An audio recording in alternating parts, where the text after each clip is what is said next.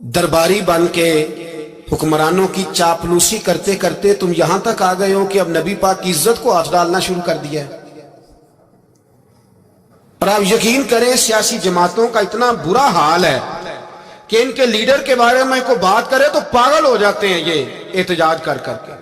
और उसने डायरेक्ट कह दिया कि खत्म नबूवत का मसला ही कोई नहीं, जो दीन की बुनियाद है, किसी को परवाह नहीं। मुझे तो उन लोगों की फिक्र हो रही है जिन लोगों ने इन्हें वोट दिए हैं, वो अल्लाह को क्या जवाब देंगे। और ये अल्लाह माशाल्लाह सारी सियासी जमातें इस तरह की। और मेरा वजीर कानून साहब को भी मशवरा है कि जिंदगी बड़ी थोड़ी है, बड़ी थोड़ी।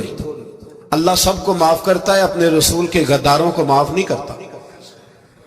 और यहां तुम्हारी गाड़ियों पे झंडे लगे हुए हैं, वहां भी तुम्हारे झंडे लगेंगे, पर इसलिए लगेंगे कि ये गद्दार है नामों से रिसालत के। ये झंडे लगेंगे। शर्म करो और डर जाओ, बस कर दो।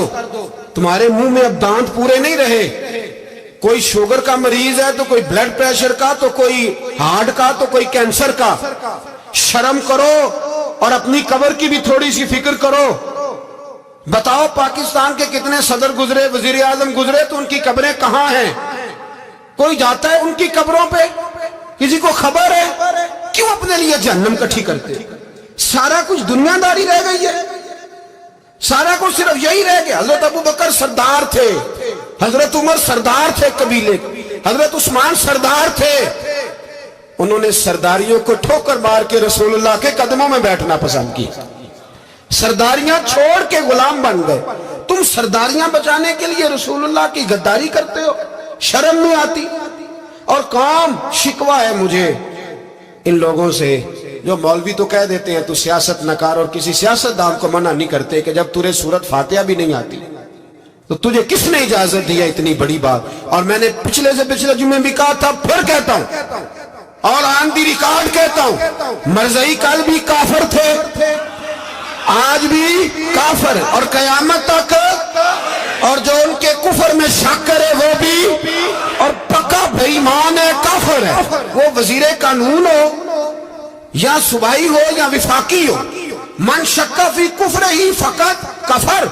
जो मरज़ई के कुफर में शक करे वो भी काफिर है। हमारे रसूल आखिरी रसूल है। हम किसी को ये इजाजत नहीं देंगे कि वो खत्म नबूवत में रखड़ा डालने की कोशिश करे। हम किसी को ये इजाजत है। और तुमने कौम को लूटा, लूटते रहो, अब ईमान पे डाके तो ना डालो। तुम्हें दौलत लूट के पेट नहीं भरा, अब ईमान लूटना शुरू कर लिया है। तुम्हारा फैक्ट्रियां लूटकर, कौमी खजाना लूटकर पेट नहीं भरा, बेईमानो अब दीन बेचकर अपनी हुकूमतें पक्की करोगे। और वो लोग भी तैयार हो जाएं जो इन बेईमानों को मुंतखब करते हैं, उनसे भी सवाल करेगा खत्म नबुव्वत का मौजू क़यामत के दिन कि तुम बताओ। इनको सपोर्ट करते थे जो रसूलुल्लाह सल्लल्लाहु अलैहि वसल्लम के बाद भी किसी नबी को नबी मानना दुरुस्त जानते थे। शर्म आनी चाहिए, ख्याल होना चाहिए। और मैंने कहा कि हमारा दिल नहीं चाहता, आप यकीन करें। हमें शौक है जुलूस निकालने का, तुम्हारे खिलाफ बातें करने का। तुमने रोज थर्मामीटर निकाला होता है, चेक करते हो कि ईमान कितना है कितना नहीं है। ये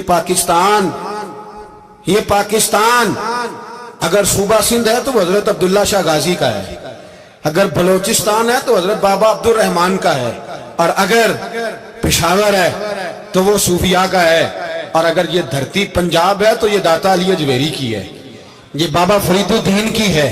इसमें किसी गद्दार को कब्जा करने की इजाजत बिल्कुल नहीं मिलेगी। और हम वो लोग भी नहीं जो चुप करके अंदर सोते रहे, कौम जो करती है करती रहे, हमें परवाह नहीं। ना, ऐसी कोई बात नहीं।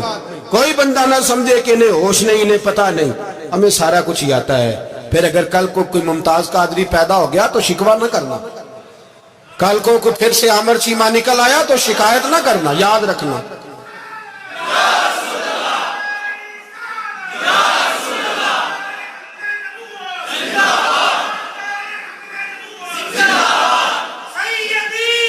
तो मेरे भाई खोल के बोलो, या नबी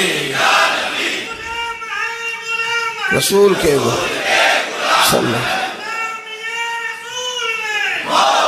तो ये मशवरा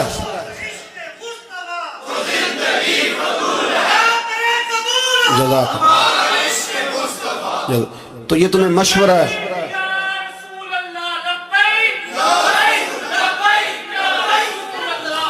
میری بات سنیں، یاد رکھیں، یہ لوگ بعد میں پچھتاتے ہیں، پھر مناظرے کراتے پھرتے ہیں اس نے صحیح کیا کہ غلط کیا، پھر انہیں ہوش آتی ہے بعد میں، پھر ان کے ہواری نکل نکل کے میدانوں میں دلیلیں دیتے ہیں۔ اس لیے ہمارا مشورہ ہے انہیں کہ یہ اپنی حد میں رہیں، اور جو کام تمہارے ذمہ، میں نے کہا نا تم نے بڑا لوٹا، یہ قوم روز تمہیں موقع دیتی ہے لوٹنے کا، یہ موقع دیتی ہے، تو تم نے دولت لوٹ کے پیٹ نہیں بھرے، اب ایمان لوٹنے کے چکر میں آ گئے ہو۔ یاد رکھو، مسلمان گناہگار ہیں، غدار نہیں ہے۔ تمہیں دولت لوٹنے کا تو شاید موقع مل گیا ہے، پر ایمان لوٹنے کا موقع نہیں ملے گا، تو اس لیے اس کو لگام دو۔ اور ویسے بھی کتا جو پالتو ہوتا ہے نا، اس کو گھر کے اندر سنگلی سے باندھ کے رکھنا چاہیے۔ یہ تمہارے بوٹ چاٹتے ہیں، بھونکتے ہیں، تمہارے حق میں وزارتیں لیتے ہیں، ہم نے تو کوئی وزارت نہیں لی تم سے، اور نہ ہمیں شوق ہے، اس لیے کہ ممبری کیا کرنی ہے جس کو ممبر رسول عطا کر دیا جائے، اس نے کیا کرنی ہے یہ ممبریاں جس کو پکا پکا ممبر رسول دے دیا جائے، تو اس لیے اس سے باہر آؤ۔ میں نے کہا بڑے بڑے نمرود، فرعون، قارون دفن ہے، تمہارا بھی نام تک نہیں ہوگا، بالکل نام نہیں ہوگا۔ اس لیے ہمارا مشورہ، اور آپ لوگ بھی آئیں نا یہ اگلے سال، تو ان کو کھڑا کر کے پوچھ لینا، اسلامی جمہوریہ پاکستان کا تم نے MPM بننا ہے، پہلا کلمہ ہی صحیح سنا دو، چلو خدا کا واسطہ یہی بتا دو کہ تمہیں نماز بھی ڈھب سے آتی ہے کہ نہیں، اور آپ کی موج ہے، آپ بٹھا لیتے ہیں سر پہ، کیا کریں، سمجھانے والے مفت گناہگار ہو گئے اور بہکانے والے سب تمہارے یار ہو گئے۔ اس لیے یہ چھیڑتے ہیں جان بوجھ کے، اور پھر جب کوئی ممتاز قادری علیہ رحمہ پیدا ہوتے ہیں پھر انہیں دشواری ہوتی ہے، پھر ان کا جینا مشکل ہو جاتا ہے، یہ موقع دیتے ہیں، پتہ نہیں کس کے ایجنڈے پہ عمل کر رہے ہیں۔ میرا سوال یہ ہے، میں نے پچھلے جمعے پھر میرا سوال ہے کہ میں پوچھتا ہوں اس آدمی کو ضرورت کیا ہے ختم نبوت پر بات کرنے، جب امت مسلمہ کے متفق کا فیصلہ ہے کہ مرزائی کافر، اسمبلی نے بل پاس کر دیا کہ مرزائی ان کو اقلیت قرار دے دیا، اور جب سے وہ اقلیت بنے نہ ہم نے ان کی عبادت گاہ جلائی، نہ ہم نے ان کو قبروں سے نکالا، نہ ہم نے، بس ٹھیک ہے جیسے عیسائی رہتے ہیں، یہودی سے کس ملک میں رہتے ہیں وہ بھی رہیں، اقلیت بن کرے، کوئی اعتراض، پر تم انہیں کھینچ کھونچ کے کیوں قریب کرتے ہو؟ تمہارا کیا جرانہ ہے ان کے ساتھ؟ بتاؤ تو صحیح۔ ان لوگوں سے ان کو چاہیے اپنے منہ میں لگام ڈالیں، اور اگر نہیں ڈالیں گے پھر انشاءاللہ ڈالی جائے گی، اور بڑی تگڑی ڈلے گی، اور پھر ایسی ڈلے گی، ایسی ڈلے گی۔ سلمان تاثیر جب مرا تھا نا تو 5-5 لاکھ روپیہ مولویوں کو آفر کی جنازہ پڑھاؤ، 5-5 لاکھ روپیہ چھوٹے چھوٹے مولویوں کو۔